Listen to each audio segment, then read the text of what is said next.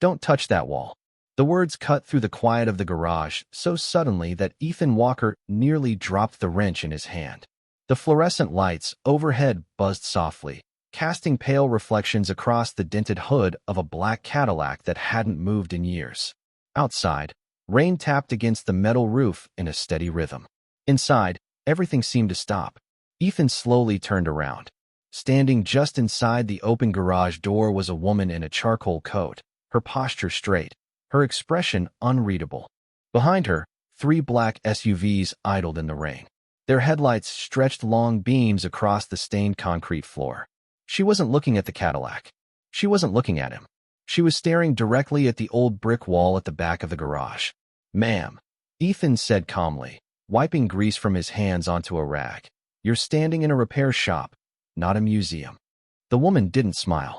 "Then don't touch that wall." For a moment, neither of them spoke. The rain grew louder.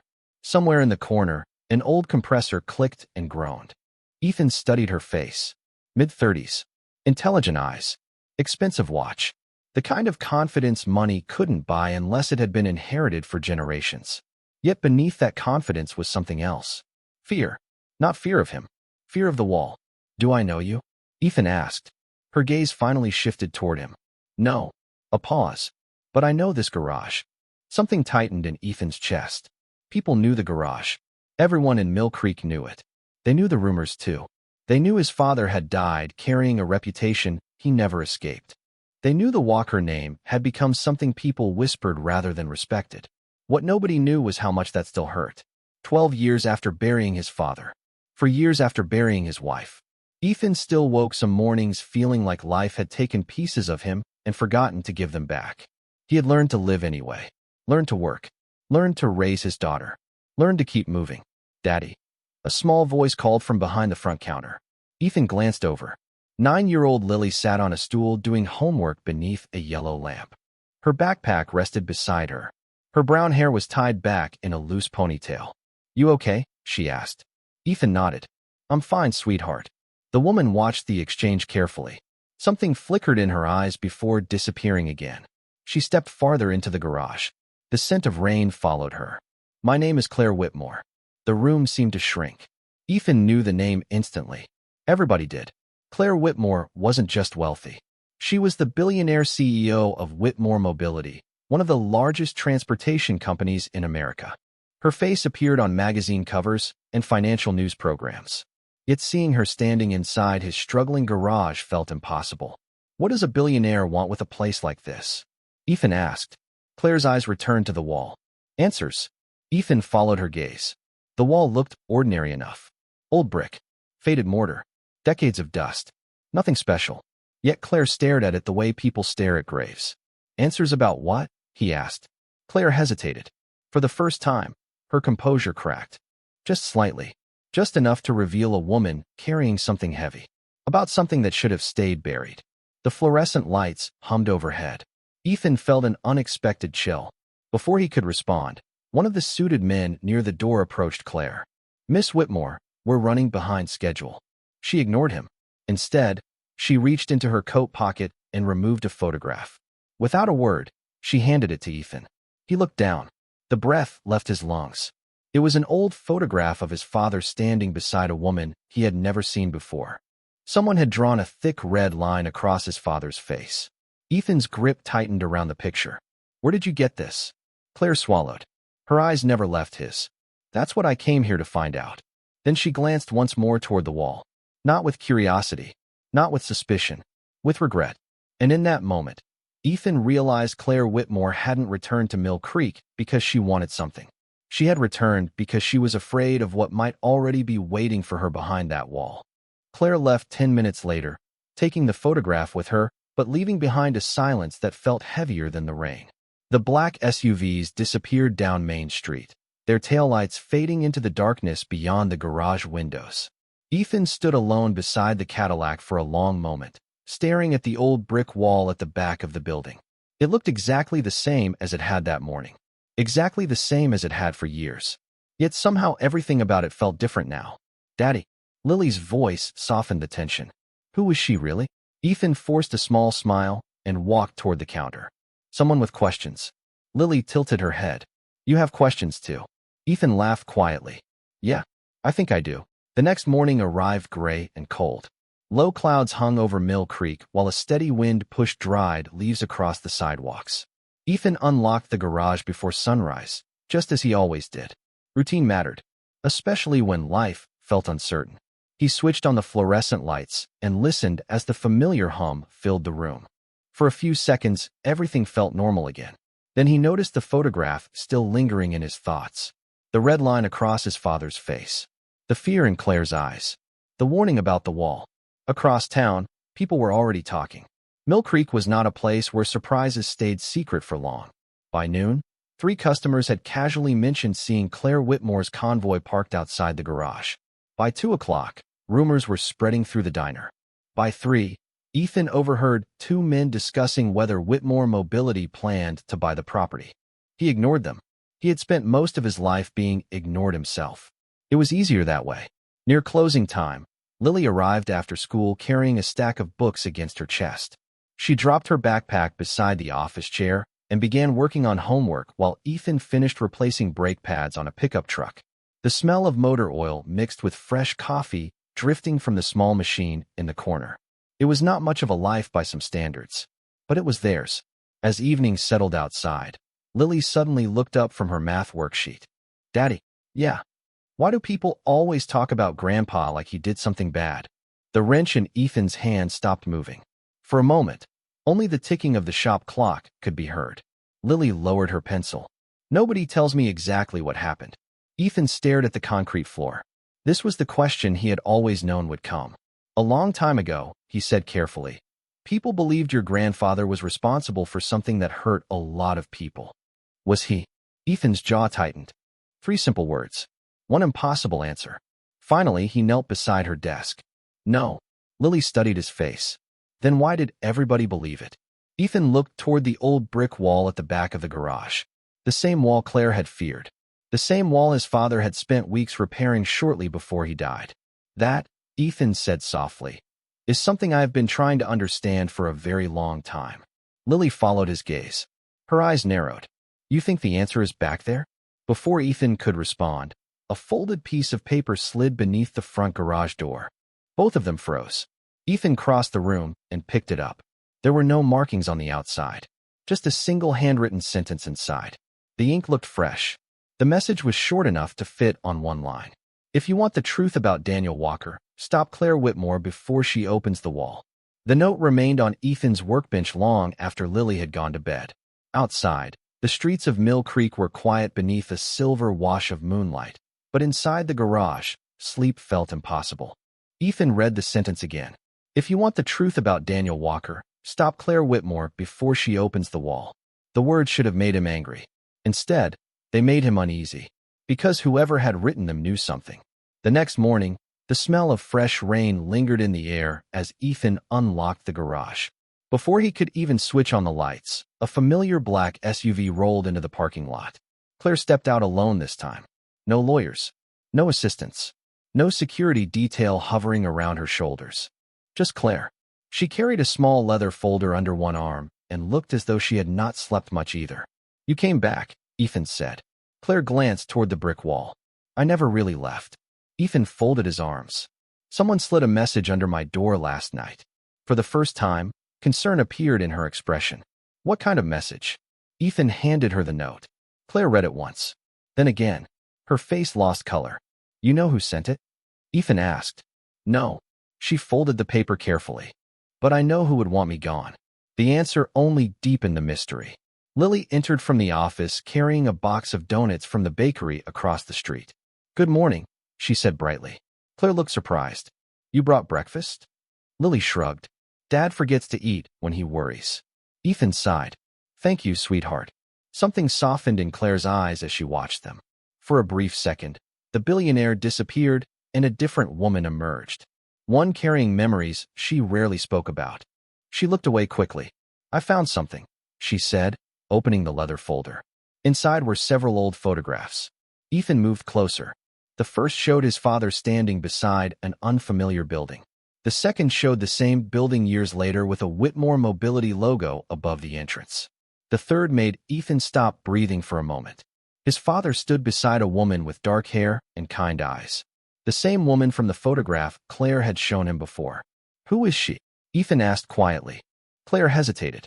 "My mother." The garage fell silent. Even Lily stopped chewing. Ethan looked from the photograph to Claire, then back again. The resemblance was unmistakable. "My father knew your mother?" Claire nodded. "Better than anyone in my family ever admitted." She stared down at the image. "When I was a little girl, she used to drive out here sometimes. She always told my father she was attending charity meetings." Her voice grew softer.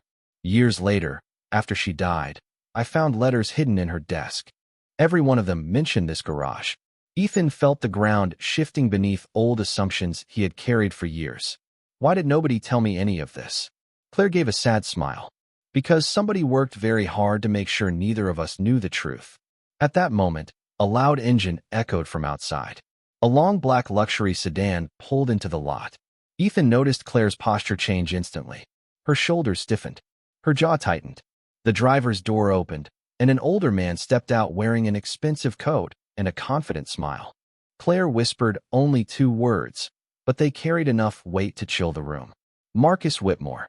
Marcus Whitmore carried himself with the effortless confidence of a man accustomed to entering rooms he already believed he owned. The autumn wind tugged at the collar of his expensive coat as he crossed the parking lot toward the garage. His polished shoes clicked softly against the pavement. Behind him, the driver remained beside the sedan, hands folded, eyes forward. Marcus stopped just inside the garage doorway and looked around slowly. His gaze passed over the aging tool cabinets, the stained concrete floor, the faded signs hanging from the walls. Then it landed on Ethan. "You must be Daniel Walker's son." His voice sounded friendly enough, but something underneath it felt rehearsed. Ethan set the photographs down on the workbench. "And you must be Claire's uncle." Marcus smiled.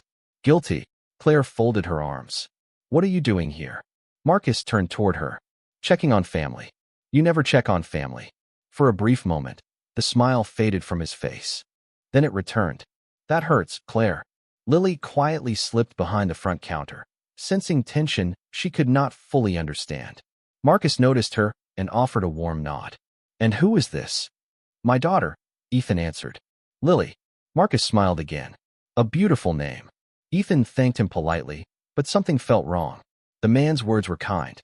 His eyes were not. The fluorescent lights hummed overhead while silence settled across the garage. Finally, Marcus walked toward the old brick wall at the back of the building. He studied it for several seconds before speaking. Amazing how much trouble a wall can cause. Claire's expression hardened. "What do you know about this wall?" Marcus chuckled softly. "Probably less than you think." "Then why are you here?" Claire asked. Marcus slipped both hands into his coat pockets. "Because I heard rumors." He looked toward Ethan. "People in town are talking. They say Whitmore Mobility is interested in buying this property." Ethan shrugged. "Nobody has made me an offer." "Then allow me to correct that." Marcus reached into his coat and removed a thick envelope. He placed it carefully on the workbench between them. Ethan glanced at it, but did not touch it. Marcus pushed it closer. "Enough money to pay every debt you have." Ethan remained silent. Marcus continued. "Enough to send your daughter to any college she chooses someday." Claire stared at her uncle. "What are you doing?" Marcus ignored her. "All I want is the property." Ethan looked down at the envelope. For a moment, his thoughts drifted to overdue bills sitting on his kitchen table. The mortgage payment due next month. The sacrifices Lily never complained about. The opportunities he wished he could give her. Then he looked at the photographs beside him. His father smiling beside Claire's mother. Questions that had waited decades for answers. "No," Ethan said quietly. Marcus blinked once. "No. The garage is not for sale." Marcus's smile tightened. "You should think carefully." "I already have." The wind rattled the garage door outside. Marcus lowered his voice. "Some truths are expensive, Ethan." Ethan met his gaze calmly. So is regret. For the first time, genuine irritation appeared in Marcus's eyes. Only for a second. Then it vanished beneath another polished smile. He picked up the envelope and slid it back into his coat. "Your father was always stubborn too." The comment struck Ethan harder than he expected. Before he could respond, Marcus turned toward Claire. "You are chasing ghosts." Claire's voice remained steady. "Maybe." Marcus nodded slowly. Just remember that ghosts have a habit of taking everything with them when they leave. Then he walked back toward the door. Halfway there, he paused. Without turning around, he spoke one final sentence. If either of you opens that wall, you will wish you had not. A moment later, the sedan disappeared down the street. The garage grew quiet again. But this time the silence felt different. Because sitting on the workbench beside the photographs, Ethan noticed something Marcus had not realized he left behind. A small brass key had fallen from his coat pocket when he reached for the envelope. The brass key sat in Ethan's palm long after Marcus Whitmore's sedan disappeared from sight. It was heavier than it looked, worn smooth around the edges as though it had passed through countless hands over many years. Claire stared at it without speaking. The afternoon light filtering through the garage windows painted long shadows across the floor, and for a moment the small key seemed more important than anything else in the room. Have you ever seen it before? Ethan asked. Claire slowly shook her head. No, but Marcus never carries anything by accident. Lily leaned forward from the counter. Maybe it opens something important. Ethan managed a faint smile. That is usually what keys do. Yet even as he joked, his thoughts kept returning to the warning. If either of you opens that wall, you will wish you had not. Most people would have walked away. Most people would have sold the property, taken the money, and left the past buried. Ethan understood that temptation better than anyone. Later that evening, after Claire left for a meeting in the city, Ethan sat alone at his kitchen table reviewing unpaid bills. The numbers never seemed to get smaller. The garage earned enough to survive, but rarely enough to breathe. Across the room, Lily worked quietly on a school project. The house smelled faintly of tomato soup and old wood. It was not much, but it was home. Ethan picked up one of the bills and stared at it. Marcus's offer would have solved everything. College savings, mortgage payments, repairs on the aging roof. Every problem could disappear with a signature. Yet whenever he imagined accepting the money, he saw his father's face. Not the face from the photograph. The real face. The man who had taught him to keep his word even when nobody was watching. The man who carried shame he never deserved. Ethan folded the bill and set it aside. Some things cost more than money. The next morning arrived clear and bright. A crisp autumn breeze swept through Mill Creek as Ethan returned to the garage. Claire arrived shortly after sunrise carrying a cardboard archive box. Her eyes looked tired, but there was determination beneath the exhaustion. I spent half the night in company storage, she said. She placed the box on the workbench and opened it. Inside were old documents, newspaper clippings, and company records. Ethan carefully lifted one yellowed article. The headline mentioned a fire nearly 20 years earlier. Another article described financial losses. Then he found a photograph showing his father standing outside the garage while reporters crowded nearby. The caption called Daniel Walker the primary suspect.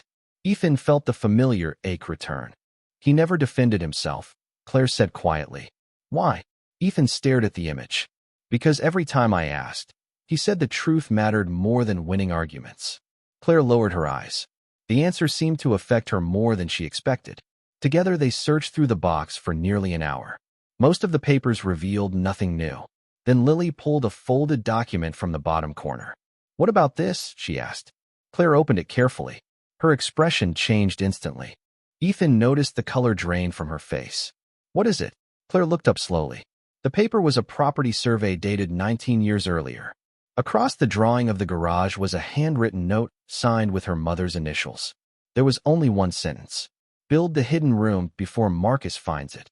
The sentence seemed to pull the air out of the garage. Ethan read it twice before looking back at Claire. She remained frozen beside the workbench, her fingers resting lightly on the edge of the survey document. Lily stood quietly between them, sensing that whatever they had just discovered mattered far more than any of them fully understood. Outside, a delivery truck rumbled down Main Street. Inside, the only sound was the faint hum of the fluorescent lights overhead. Your mother's initials? Ethan finally asked. Claire nodded. Without question. She swallowed hard. She wrote this. Ethan looked again at the drawing of the garage. Hidden room. The words echoed through his thoughts. Suddenly the wall no longer felt like a mystery. It felt like a destination. Claire carefully folded the survey and placed it back inside the archive box. We need to know what is behind that wall. Before Ethan could answer, his cell phone vibrated on the workbench.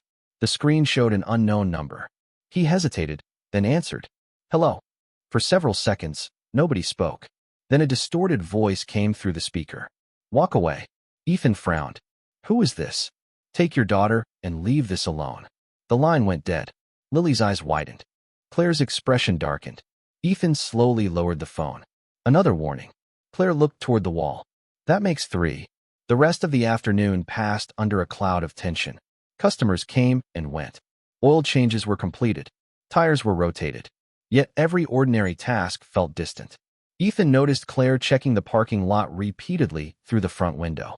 She was trying to appear calm, but years of executive confidence could not completely hide growing concern. As evening approached, Claire finally prepared to leave. She paused beside Lily near the counter. You should head home early tonight. Lily smiled. Dad says that every night. Claire managed a faint laugh.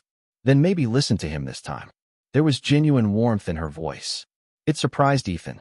The billionaire executive seemed increasingly different from the woman who had first walked into the garage. Less guarded, less certain, more human. After she left, Ethan locked up and drove home with Lily. The sky above Mill Creek glowed orange and purple as the sun disappeared beyond the hills. For a few minutes, father and daughter rode in comfortable silence. Then Lily spoke. Do you trust Claire? Ethan kept his eyes on the road. I think she is trying to do the right thing. That is not what I asked. Ethan smiled despite himself. Lily had inherited her mother's ability to ask difficult questions. I trust her more than I did a week ago. Lily nodded thoughtfully. I do too. Later that night, a cold rain began falling across town. Ethan was washing dishes when headlights flashed through the kitchen window. He looked outside and immediately recognized Claire's SUV pulling into the driveway. Something was wrong. She climbed out carrying a folder and hurried toward the front porch. Moments later, she stood inside the kitchen, soaked from the rain and breathing hard. Ethan had never seen her look shaken before. She placed the folder on the table. Marcus knows about the survey. Ethan stared at her. How? Claire opened the folder.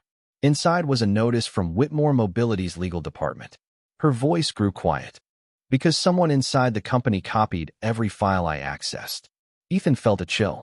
Claire looked directly at him. And tomorrow morning, they are coming to shut down your garage. The next morning arrived under a blanket of low gray clouds. Ethan pulled into the garage parking lot before sunrise and immediately saw 3 white utility trucks parked across the street. Their engines idled quietly in the cold morning air. Claire stood beside her SUV, a paper cup of untouched coffee in her hand. She looked exhausted. They are early, she said. Ethan glanced toward the trucks. Who are they? Claire handed him a folder. Contractors hired through a Whitmore subsidiary. Officially, they are here for a structural safety inspection. Unofficially, they are here to lock the doors before we find what is behind that wall. Ethan read the paperwork. Every page carried legal language and corporate approvals. Everything looked legitimate. That was what made it dangerous. By 7 o'clock, several workers had already approached the building. Curious townspeople gathered nearby. News traveled fast in Mill Creek, and the sight of corporate vehicles outside the old Walker garage attracted attention. Lily arrived carrying her backpack and stopped beside her father. What happens now? She asked quietly. Ethan looked at the garage. The faded sign. The worn brick. The place where his father had worked. The place where he had learned how to hold a wrench before he was tall enough to reach the workbench. We tell the truth, he said, even if nobody wants to hear it. Claire lowered her eyes. The words seemed to affect her deeply. For years, she had lived in boardrooms where perception mattered more than truth. Yet standing beside Ethan, she was beginning to understand something her mother might have understood long ago. Character was what remained when reputation disappeared. One of the contractors approached holding a clipboard. Mr. Walker? Ethan nodded. We have authorization to suspend operations pending structural review. Ethan remained calm. Based on what? The man hesitated. Possible safety concerns. Ethan almost laughed. The building had survived 20 winters, 3 major storms, and countless inspections. Everyone knew the issue was not safety. It was secrecy. Before the conversation could continue, another vehicle pulled into the lot. A black sedan. Claire's expression immediately hardened. Marcus Whitmore stepped out carrying an umbrella. He looked completely comfortable, almost cheerful. Good morning, everyone. Nobody answered. Marcus smiled anyway. He approached Ethan slowly. I hope you reconsidered my offer. Ethan folded the inspection papers. No. Marcus sighed dramatically. That is unfortunate. Claire stepped forward. This has gone far enough. Marcus turned toward her. Actually, it has not gone nearly far enough. The wind carried fallen leaves across the parking lot. Somewhere in the distance, a church bell rang. For a brief moment, nobody moved. Then Marcus noticed the brass key hanging from a hook near Ethan's workbench inside the garage. The smile vanished from his face. Only for a second. But Claire saw it. Ethan saw it too. And suddenly they understood. The key mattered far more than they realized. Marcus recovered quickly. Interesting decoration, he said. Ethan walked into the garage and picked up the key. You mean this? Marcus said nothing. His silence spoke louder than any answer. Claire stared at her uncle. What does it open? Marcus adjusted his coat. Nothing worth ruining your future over. Ethan looked at the key, then at the wall, then back at Marcus. For the first time since this began, fear appeared in Marcus Whitmore's eyes. It was small. It was brief. But it was real. And that was when Ethan finally knew they were closer to the truth than ever before. The atmosphere changed the moment Marcus looked away from the brass key. It was subtle, almost invisible, but Ethan saw it. Claire saw it too. For days they had been chasing fragments, warnings, photographs, and half-buried memories. Now, for the first time, they had found something that frightened the one man determined to stop them. Marcus adjusted his coat and forced a smile. You are making a mistake. Ethan closed his hand around the key. Maybe. Marcus glanced toward the wall one last time. Some doors stay closed for a reason. Then he turned and walked back toward the sedan. The contractors remained uncertain, waiting for instructions. Within minutes, the black car disappeared down the road, and the strange authority that had filled the parking lot seemed to leave with it. Claire exhaled slowly. He is scared. Ethan nodded. Which means we are done guessing. By late afternoon, the contractors had left. The crowd from town drifted away. The garage finally grew quiet again. Only Ethan, Claire, and Lily remained. The fluorescent lights cast a pale glow across the old brick wall, while autumn rain tapped softly against the windows. Ethan retrieved the property survey from the office. Claire spread it across the workbench. The faded drawing showed measurements, support beams, and a section of wall that appeared slightly thicker than the rest. There, Claire said, pointing to a narrow mark hidden beside an old storage cabinet. Ethan moved the cabinet aside. Dust filled the air. Behind it, nearly invisible beneath decades of paint, was a small brass plate mounted into the brick. Lily stepped closer. That cannot be a coincidence. Ethan held up the key. The metal matched perfectly. For a moment, nobody moved. Years of secrets seemed to gather in the silence around them. Then Ethan carefully inserted the key into the plate. A soft click echoed through the garage.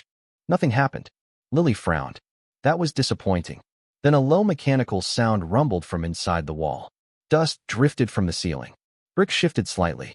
Claire instinctively stepped backward. Ethan stared as a narrow section of the wall slowly separated from the rest. Hidden hinges groaned after decades of silence. Behind the bricks was a steel door. No one spoke. The smell that escaped was not unpleasant. It smelled like old paper, machine oil, and time itself. Ethan opened the door. Beyond it was a small room no larger than a storage office. Shelves lined the walls. Filing boxes sat stacked neatly from floor to ceiling. In one corner rested a wooden desk covered by a white sheet. Everything appeared untouched, preserved, waiting. Claire's eyes filled with emotion before she even entered. My mother was here. Ethan noticed something sitting on the desk beneath the layer of dust. A cassette recorder. Beside it rested a sealed envelope. Across the front, written in faded blue ink, were 4 words. For Claire and Ethan. Claire covered her mouth. Ethan felt his heartbeat quicken. Lily stood silently between them. The mystery that had haunted both families for nearly 20 years suddenly felt close enough to touch. Ethan picked up the envelope carefully. The paper had yellowed with age, but the seal remained intact. Claire looked at him with trembling eyes. Open it. Ethan hesitated. Everything had led to this moment. Every warning, every sacrifice, every unanswered question. Then he broke the seal and unfolded the first page. The letter began with a sentence neither of them expected. If you are reading this, then Marcus finally knows the truth. For several seconds, nobody spoke. The rain tapped softly against the hidden room's steel door while Ethan stared at the letter in his hands. Claire stood beside him, her eyes fixed on the faded page. Lily remained unusually quiet. Even at 9 years old, she understood that some moments changed everything. Ethan continued reading aloud. The handwriting belonged to Claire's mother. It was careful, steady, and unmistakably personal. The letter explained that years earlier she had discovered financial fraud buried deep inside Whitmore Company records. Millions of dollars had been moved through hidden accounts. False reports had been created. Trusted employees had been blamed for decisions they never made. One name appeared again and again. Marcus Whitmore. Claire sank slowly into the chair beside the desk. Ethan kept reading. According to the letter, Daniel Walker had helped her gather evidence after she became afraid nobody inside the company would believe her. Daniel never accepted money. He never asked for favors. He simply believed the truth mattered. Together they created the hidden room and stored copies of every document. Then Ethan reached the final page. His voice grew softer. Daniel Walker was never responsible for the scandal that destroyed his reputation. He protected me and my daughter when I had nowhere else to turn. If these words are being read, then he carried a burden that belonged to me. Claire closed her eyes. A tear slipped down her cheek. For years she had lived with stories told by powerful people. Stories repeated so often they became accepted as fact.